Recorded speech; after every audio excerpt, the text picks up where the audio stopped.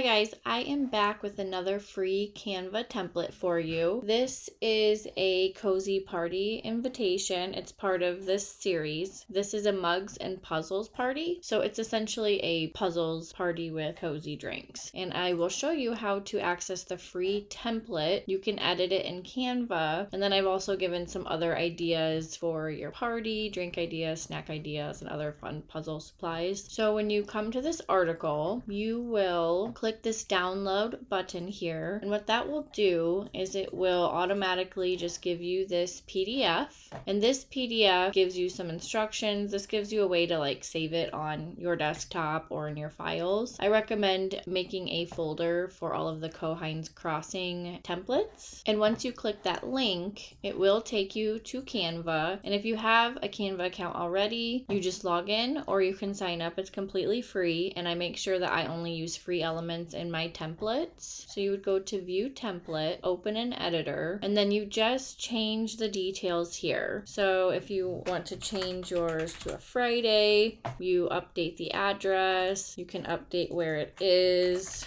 the RSVP number, and then I'll show you what it looks like here.